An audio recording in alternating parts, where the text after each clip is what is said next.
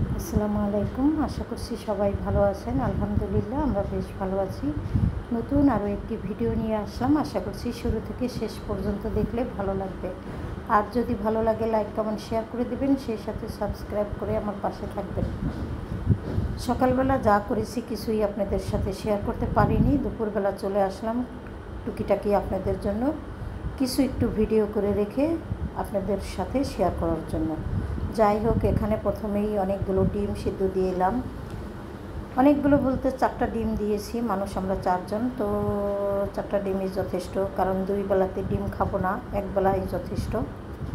তো ভেবেছিলাম ডিম শুরুতে আসলে ভুনা করব, পরবর্তীতে আলু দিয়ে রান্না করে নিলাম একটু হালকা ঝোল করে।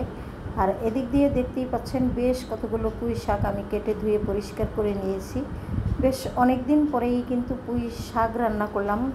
তো তা আবার হচ্ছে পুঁই শাক। তো পুঁই শাক তো আমি দুর্দান্তভাবে পছন্দ করি, আর আমার ফেভারিট খাবার। তো সে কারণে আমার ভালোই লেগেছে। কুটে বেছে ধুয়ে পরিষ্কার করে শাকটা রান্না করে নিলাম।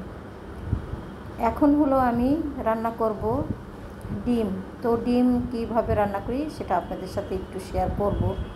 ওইভাবে অত কিছু শেয়ার করতে পারবো না, কারণ ভিডিওটা আসলে ছোট করে করতে চাইতেছি, কারণ বড় ভিডিও কেউ ওইভাবে দেখতে চায় না, বা দেখা আসলে হয়তো ভালোও লাগে না। যাই হোক, এখানে ডিম সিদ্ধ করে নামিয়ে নিলাম।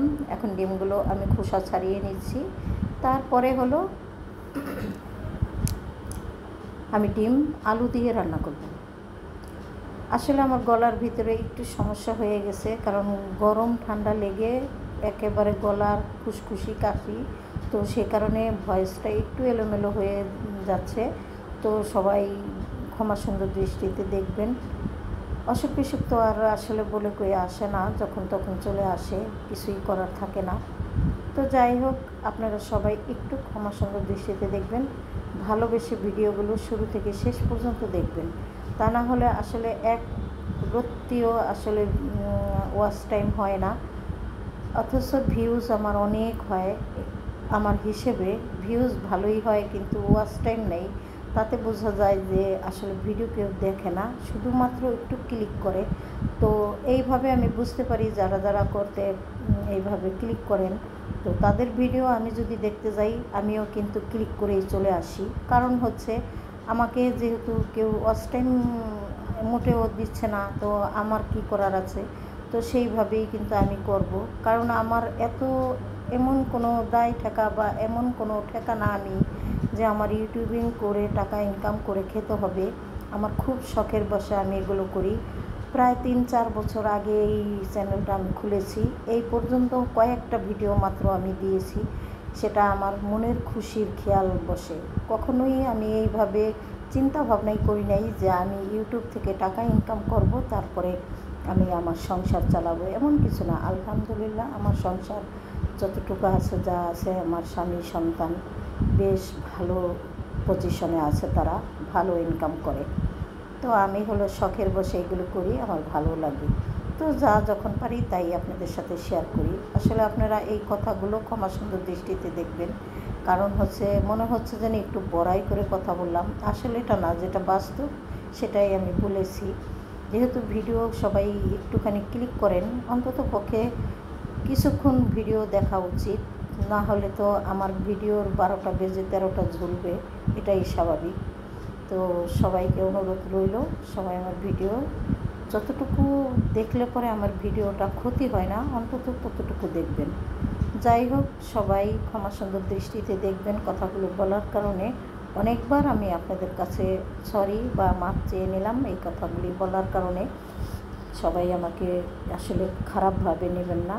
আপনারা সবাই জানেন ভিডিও করতে গেলে ভিডিও চ্যানেলে কিন্তু এইরকম করলে ভিডিওর ক্ষতি হয়, বা সেই চ্যানেলটা কিন্তু ক্ষতি হয়ে থাকে। যাই হোক, সবাই যেহেতু ভালোবেসে শুরু করেন, একটু শেষ পর্যন্ত দেখবেন। তো ঘর বাড়ি গুছিয়ে নিয়েছি, ভিডিও সংক্রান্ত কোনো কথাই আমি বলতে পারলাম না। বিকেলবেলা চলে আসলাম এখন ডাইরেক্ট। ইচ্ছা করলো যে একটু ডিম পোস্ট করে তারপরে পরোটা করে খাবো, কিন্তু মোটেও বানাইতে ইচ্ছা করছিল না। ফেলা ছাত্রাভাবে 2টা পরোটা করে একটা ডিম পোজ করতে গিয়ে একদম ছিঁড়ে বেড়ে গেল। ভাবলাম যাই হোক, যেমনই হয়েছে তেমনই খাবো, কিছুই তো করার নেই, নিজে খাবো, অসুবিধা কী। তো এখানে পরোটা 2টা করে নিলাম আর একটু চা তৈরি করে নিয়েছিলাম। তো চাটা অত বেশি ভালো হলো না, বেশ অনেক দিন হয়ে গেছে পাতাগুলো, কারণ চা আসলে আমরা এখন ওইভাবে খাই না। কারণ রং চা বলেন আর দুধ চাই বলেন না কেন, প্রচণ্ড গ্যাস, তো গ্যাসের কারণে আসলে খাওয়া বাদ দিয়ে দিয়েছি। আগে তো প্রচুর পরিমাণে খেতাম, 2 থেকে 3 বার, আর গেস্ট আসলে তো 2-3 বার 4 বারও খাওয়া হয়ে যেত। তো ভুল ত্রুটি সবাই আসলে ক্ষমা সুন্দর দৃষ্টিতেই দেখবেন। আপনাদের কাছ থেকে এখনই আমি বিদায় নিয়ে নেব আর চা খাবো। সবাই ভালো থাকেন, সুস্থ থাকেন। আল্লাহ হাফেজ। আসসালামু আলাইকুম।